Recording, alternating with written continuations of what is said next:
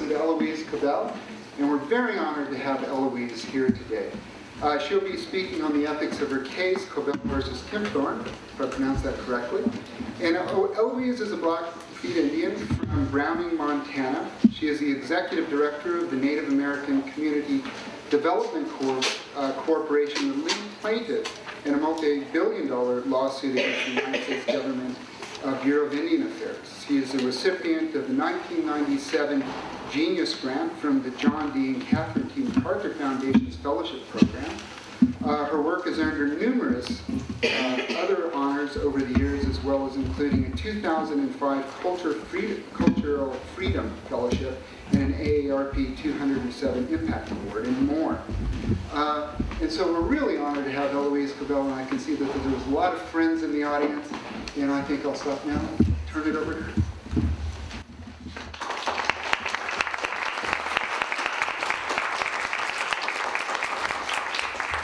Thank you, Dane, and what an honor to be here at the University of Montana campus. It's just a beautiful day. I can't tell you what you're missing over across the mountains in Montana. 80-mile-an-hour winds. And we were talking earlier, you know, the old saying is I think it was Salish Cooney used to tell us that, you know, if the wind ever stopped blowing in Browning, Montana, all the Blackfeet would fall over. I'll tell you, we would. And thanks for coming. I know that you have a very busy schedule, and it's just wonderful to see so many people that I've met during the last few years of my life, and it's really a great honor to see so many people that are so supportive. I was talking about an issue with a friend just about a couple days ago, and we were talking about the importance of people being aware and understanding issues that exist not only in my community but other communities. And I said what it takes is the constant educational, constant awareness of that particular issue in order for people to really take ownership and support it. And I really believe that the crowd here this afternoon has indicated that, because I think that probably a few years ago, prior from this case starting, that people would not ever really understand what has happened with Cobell versus Kempthorne, and what an impact it has made on so many lives of people. And with that, I think it's very important for people that have been here for the first time is to talk a little bit about the background. And how did this all come about? Well, it started in 1887 when a group of senators in Washington decided that they needed to enact a law, and the law was called the Dawes Act, otherwise known as the Allotment Act. And what that did is took lands that were already owned by tribes themselves and redistributed it to individual Indians. And the redistribution of this land broke up reservations. And it basically happened mainly west of the Mississippi, because many of the tribes on the eastern coast were already terminated. They were already gone. And you know, there was many policies within the government system that tried to continue to really have Indian people not be Indian people, but to assimilate us into the society. So there was policies after policies, and this basically was one policy that they wanted to make all Indian people become farmers. If we redistribute property that was like 60 acres, 80 acres to 320 acres, and they can all start working the land and become farmers. Well, of course, when they did the redistribution, and when you look at the plat books in Indian country, you would see that, specifically, let me talk about Blackfeet because that's my home. You would see 80 acres being distributed up near the mountains, and another 160 acres down on the eastern side of the Blackfeet Indian Reservation. So there was really a disconnect between the property, and how could anyone without capital go out and start producing crops. And how could anyone that had never been farmers again become farmers? And so it was a way of Washington imposing their way of life on people that just did not need to have that type of imposition. And as the time went on, and I remembered when we first opened, the first day in court, and when we opened our trial, the attorney quoted a Secretary of Interior at that particular time, which said after a while when basically Indian people just were not going to become farmers, and the government said, okay, we're going to become the trustee. And basically the quote is that all you Indians are stupid, you're incapable of managing your own property, so we will manage your property for you to the best fiduciary standards. That's how we started our case. I remember that. And it's amazing because as time has gone on for the last 11 years, I still feel, I was in Washington last week testifying at a hearing, I still felt that the administration felt the same way. You're all stupid, you're not capable of managing your own property. So I don't know if we've progressed too far, but certainly I think we are educating a lot of people on what has happened. But I want to talk about the case.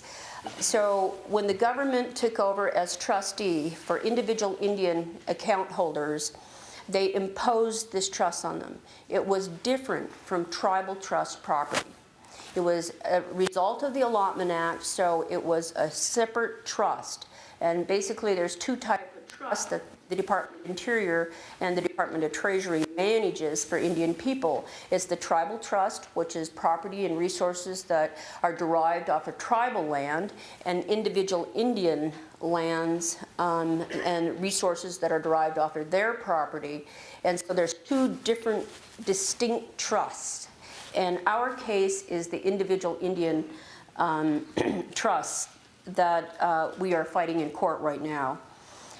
I have to just tell you that my feeling in this case, I'm a banker and I really understand how other people's money is managed. And it's sometimes I have to sit myself down and try to regroup because I really feel that no other race of people would ever have to sue for what we had to sue for. Our case is about three simple things. It's about an accounting. First of all, is to fix the accounting systems that the Department of Interior and the Department of Treasury has managed our trust resources with. The second part of the case is to give every individual Indian an accounting of their money. This is not about asset management. It's about money that the government has collected off of our resources. And the third part of our case is that if restitution has to be made, then restitution has to be made as a result of adjusting those account balances. There's no damages. We are not suing for damages. Certainly we could have, but we decided to keep this very, very simple. And it was amazing that people had to be brought to the forefront for an accounting. A government that insists on accountability from many, many private companies, a government that insisted after the Enron and Vietnam scandal, insisted in enacting the Sarbanes-Oxley Act, that nobody could cheat on their balance sheets, but that we have to continue to fight the United States government for accountability. And, you know, I'm actually a very nice person. And I really tried hard to have the government come to the forefront and just admit that they could not do an accounting, that we had a serious problem on our hands. And I knocked on administration doors, I knocked on the secretary, I started with the first Bush administration, and I tried to visit with them and tell them we have a serious problem here. We have never had an accounting on our individual Indian accounts since 1887. Never an accounting. Could you imagine a bank that is taking care of everybody's account balances, your bank accounts, and never having an accounting? It's just unreal. And so I continued to knock on doors, and I'd go to Congress, I'd talk to senators, I'd talk to representatives, and I'd say, you know, listen to me, please listen to me.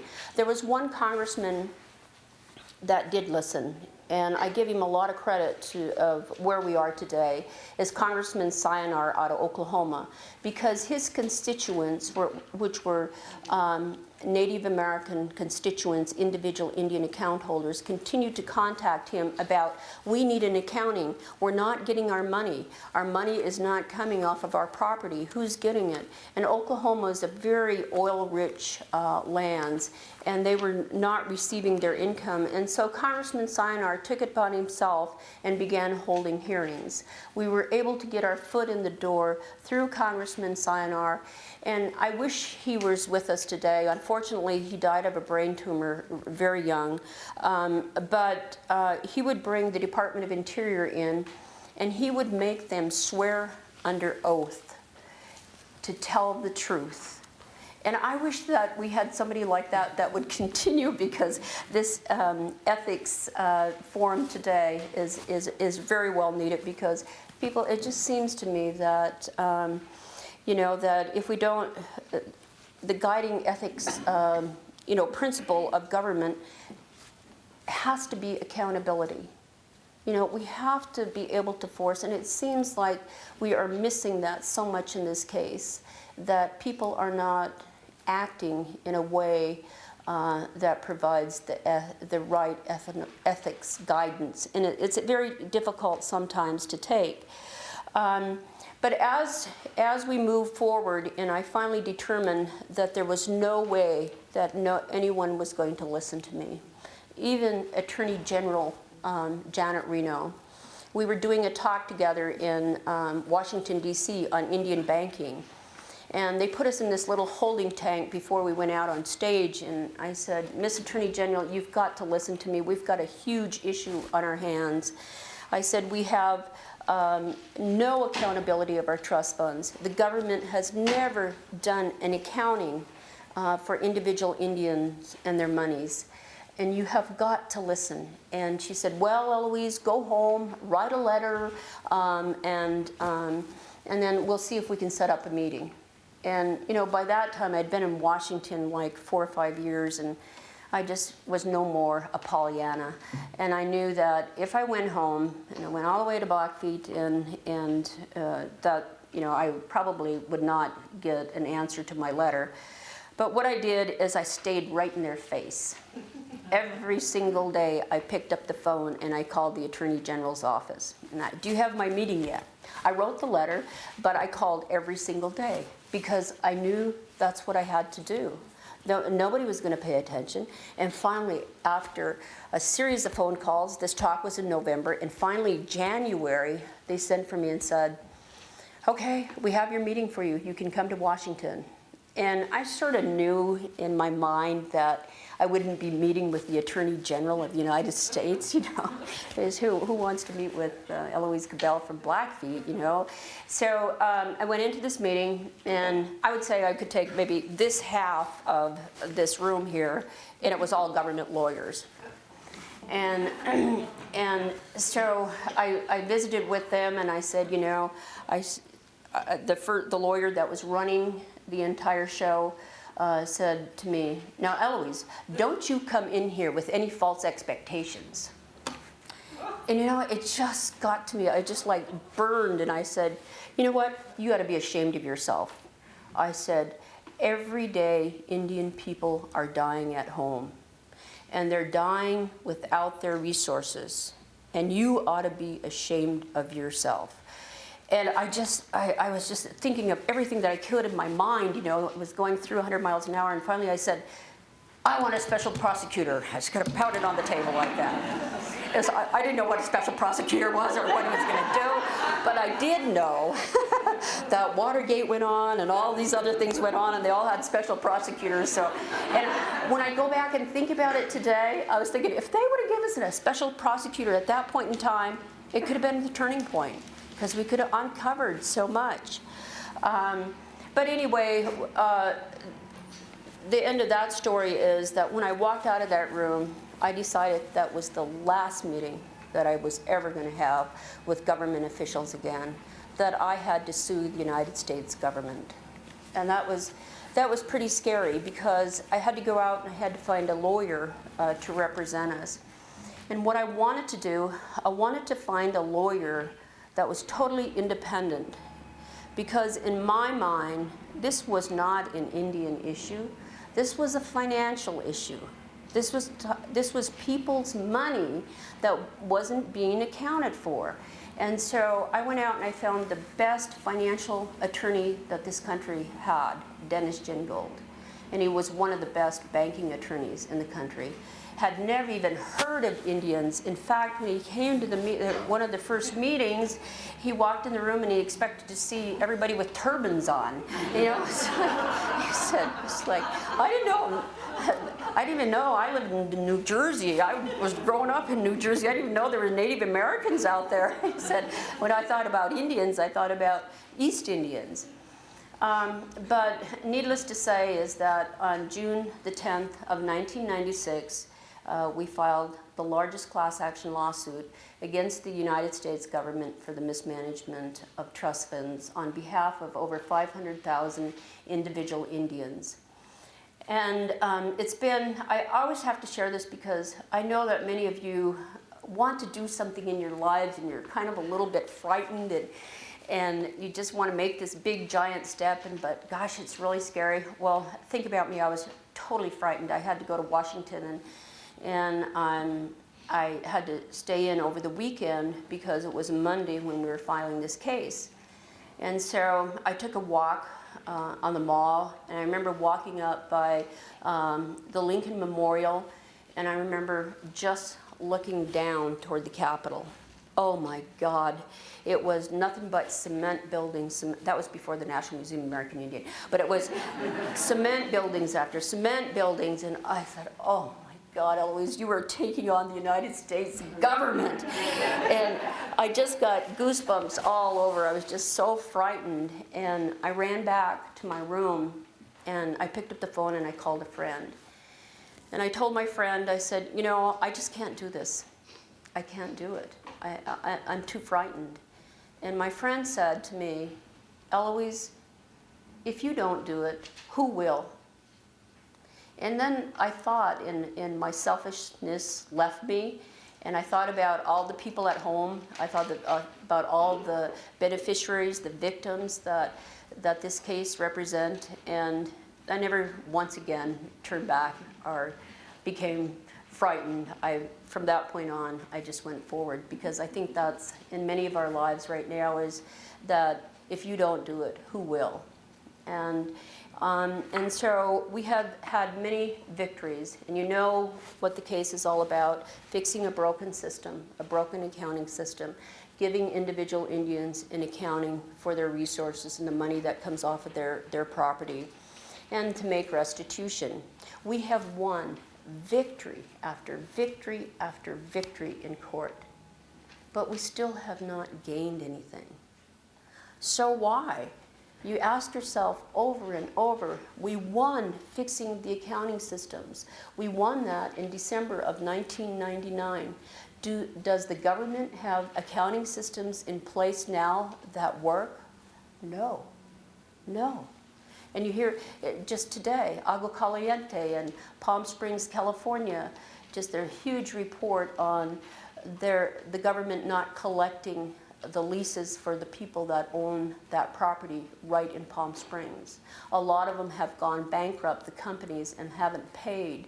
No systems in place. How do you make the government continue to, how do you make them abide by the laws?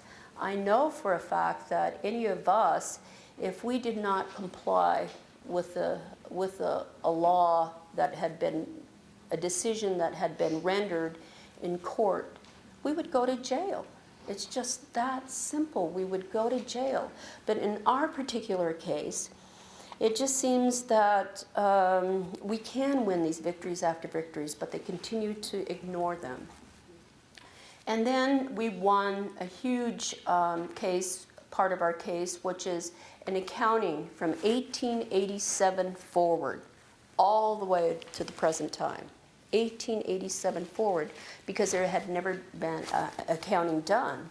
And immediately what happened, as soon as we won that accounting, this is an ongoing lawsuit, one of the largest lawsuits in this entire country. The administration ran to Congress and got a rider attached, a midnight rider that actually stalled the accounting, stalled it for a year. Immediately when we started our case, we had the judge issue a protective order over the documents because, like Enron, WorldCom, and what was going on, is that we knew the government would start destroying documents that belong to individual people, and they did. They start destroying documents. We immediately went into a contempt trial. Secretary Rubin from the Department of Treasury and Secretary Babbitt and the Assistant Secretary of Indian Affairs, Kevin Gover, were held in contempt of court. The first time in history that two cabinet levels were ever held in contempt of court. Of course, it's coming along that there might be more from what we can see, but we're held in contempt of court. Did you all know about that? I mean, shouldn't that have been in the history books? Shouldn't that be someplace like, and they were held in contempt of court, and they were fined. But guess who paid the fine? $600,000 fine. We did, all of us taxpayers. We paid the fine for them. So it didn't hurt their pocketbooks, so there was no sanctions. And so as the case continued to roll out, Congress, every time that we would win a huge victory, immediately the administration would run to the Congress and try to get a rider. And one particular rider, because of all these contempts that were rolling out, we had like 39 government officials that were potentially being charged in contempt of court. So they ran to Congress, they got an appropriation to go out and hire their own private attorney firm to represent them in their contempt charges. So instead of half of this room of lawyers in the courtroom, we ended up with a room full of lawyers like this. And one time our Judge Royce Lamberth, he did the best thing ever. He was the best judge, and I'm going to talk a little bit about him. But there would be 5 of our lawyers at our plaintiff table, and there would be the whole entire courtroom filled up with all the other lawyers because it was justice, it was interior, it was treasury, and it was just on. And then all the private attorney firms that were hired to defend these 39 potential contemptors. And so the judge said, okay, I want every attorney to come up and introduce themselves and who they represent. So it was just like a parade, and it was amazing to us and what we were up against. But we continued to win the contempt trials, and then as time went on, the judge decided that he needed to make sure that there was a special master in place to protect the documents. And so he put a special master in place, and then a court monitor, because as we won these victories, the judge asked for reports to come into him so he could make sure. So he appointed a court monitor that would go out and kick the tires. Are they really fixing the systems? Or are they just lying to us? And that was basically it. Well, the court monitor immediately started coming back and said, they're lying to you. And so the judge would try another tactic and put them on notice. But they had time after time to correct things, and then the special master began seeing the continued destruction of documents, emails being destroyed, and it just would not stop. And he began issuing reports where he would go out to Indian country and see the inadequacies that were happening when a pipeline was going across individual Indian people's land, and they were paying $20 to $40 a rod, and then you take one step over to non-Indian land, and it was $400 and $500 a rod. And reports starting surfacing like that to the judge. Immediately, the government the administration took a really strong hold and began going after the court system. And they went after the court monitor, the first, and said that, no, he was too close to the judge. And so by an act of Congress sliding in a rider again, they were able to get rid of our court monitor. The second thing they went after was the special master that was issuing these reports where Indian people were being cheated out of millions and millions of dollars, and they went after him. And he was the one that reported the IT security system being totally inadequate, that hackers could come in, and he basically hired a hacking company that they thought it would be difficult to hack into our systems and take somebody's land, LaDonna's land, and move it over to his account and issue a check off of the land resources. And that's basically what the hackers were able to do. So the judge shut down the systems in December of 2001 because it was so vulnerable. And so immediately the administration started eating away at the special master. As a result, it's hard. It's really hard to be an American and to criticize your government so strongly. But sometimes you just have to when you've been in a situation that we've been through. It's just very difficult. So when we closed down the systems, we took the government, the Department of Interior, totally offline because we said we cannot be vulnerable to hackers, and that's what's happening to a lot of our money and so on and so forth. And so when we closed the systems down, immediately the administration quit issuing checks to individual Indians.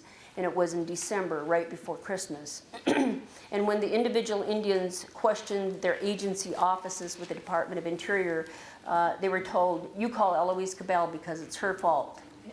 And so, I just had zillions of calls coming in and saying, I really needed my Christmas money.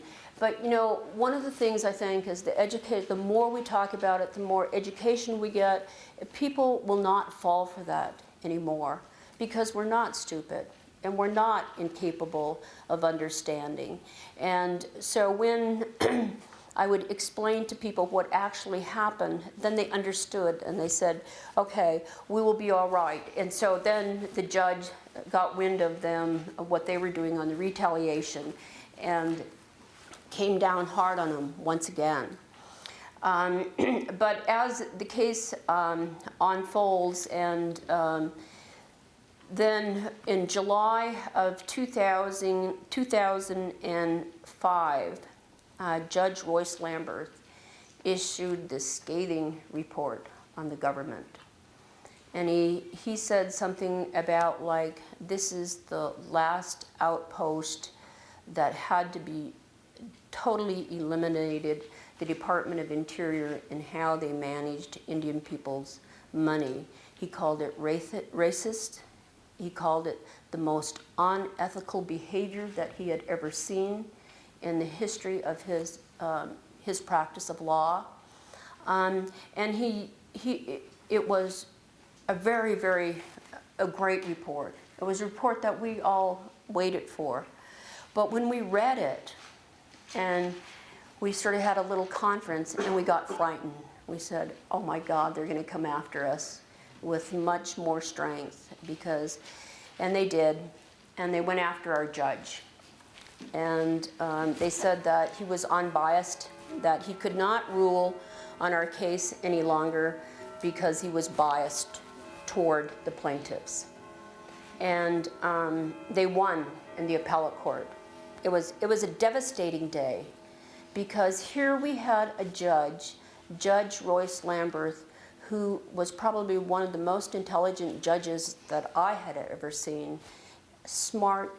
For 10 years with this case, he could remember the first day in court, and talk about a person of fairness.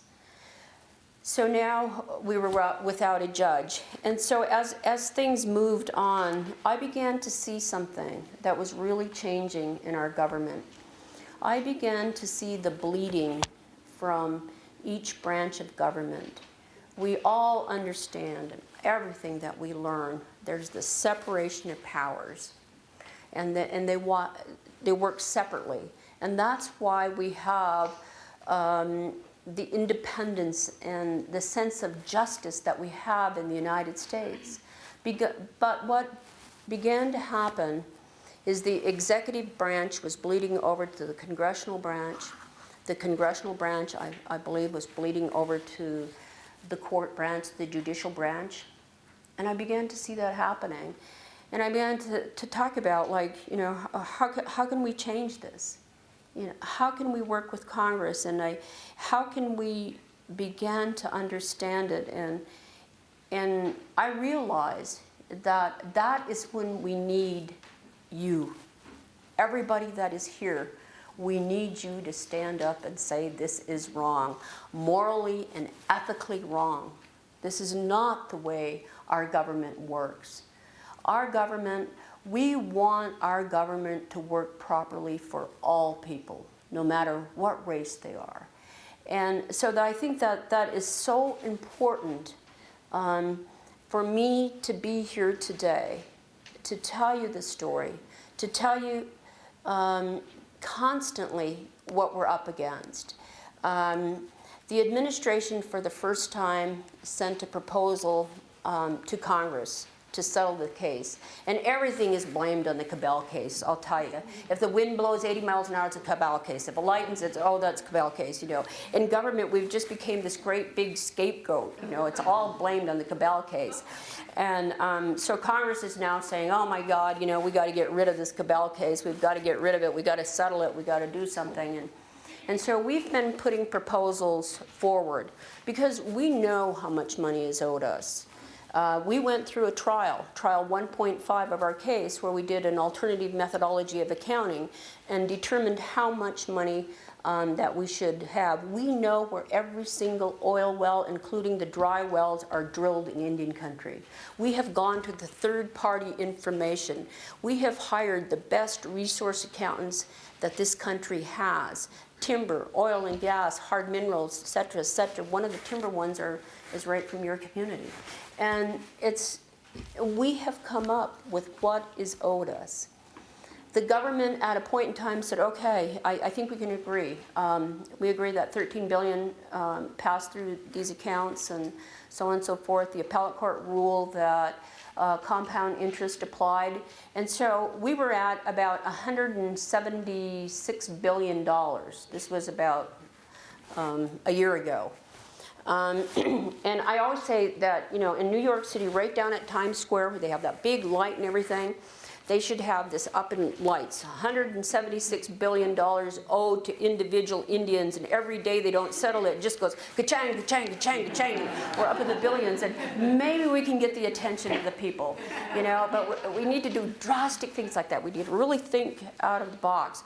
But we said, okay, we're going to put a proposal forward. We will put a figure forward. And so we did a discounted amount. We did a lot of figuring and determining and rough justice, I guess. And we came up with an amount of $27.5 billion. We put this on the table. And of course, everybody went absolutely crazy. They can't give us an accounting, but they still were objecting to from $200 billion down to $27.5 billion. Well, the administration had never, ever put a proposal on the table to settle this case until just about 3 weeks ago. And their proposal came down, and it was so horrific. It was so insulting. It was, the tribes, I told you early on when I started this, have their own case, which is over the tribal trust. And the Attorney General Gonzalez had testified before Appropriations Committee that basically said, we need to allocate more money to the Justice Department because we need to put on more attorneys, because it looks like we're going to probably have a liability of $200 billion to the tribes. That was his statement, wasn't mine. They came forward with their proposal, and their proposal basically said, okay, this is what we're going to do. We're going to invest, and this is what really bothered me, invest. This is our money. This is our money. And they go like, we're going to invest $7 billion. You know, well, it's not an investment. This is our money. It belongs to individual Indian people. We're $7 billion, and that's going to include all the individual Indians. It's going to include all the tribal settlements. It's going to include, we want you to get rid of this fractionated heirship. When everything goes wrong in this case, it becomes our problem. Even though that they're the trustees. We want you to get rid of the fractionated heirship land, so you're going to have to use part of the $7 billion to get rid of the fractionated heirship land. The third thing we want to make sure is that you never ever sue us again. No tribe, no individual Indian.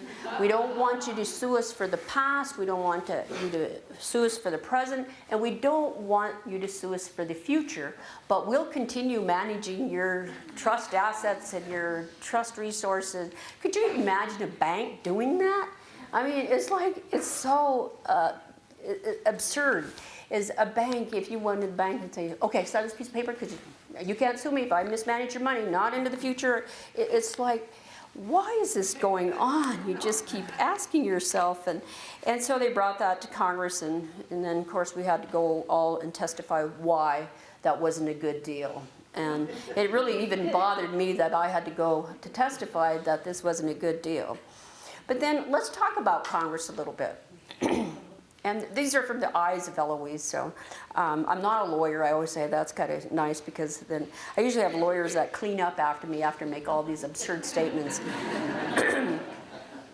Okay, so last week, Norm Dix, who is, he's on the House Appropriations Committee. He's the chairman of the House Appropriations Committee, and he's from the state of Washington. And so he's after the administration, you know, why? Why did you offer $7 billion to those Indians? Because, you know, gosh, you told us you were doing an accounting and you only found $1,000 missing or $1,000 overpaid, you know, so why are you all offering $7 billion? And it goes on, and I understood it immediately, because this is how things work in Washington when you're in Congress, is trade-offs. It's all trade-offs.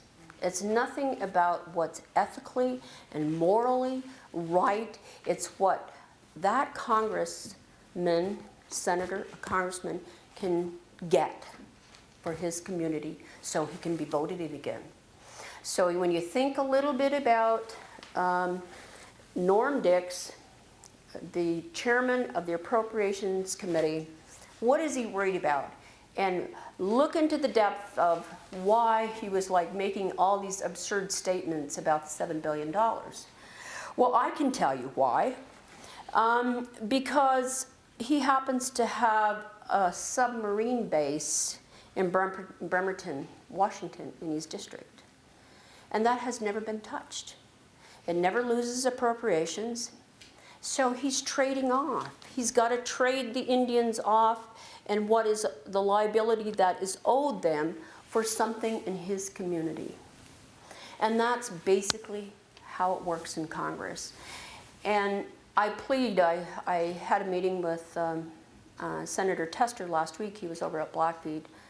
And I just got a little bit of his time, and I just said, Senator, please, you're new, you're fresh. Please don't trade us off. Please be the champion. that Mike Sayonara was, please, please don't trade us off. And I think that, we just maybe have to, in summary, I'd just like to say that when it comes to ethics, there's no gray areas. It is either black or white, or right or wrong. And in our case, we are right. This is morally and ethically the right thing to do, is to give us justice. And thank you very much.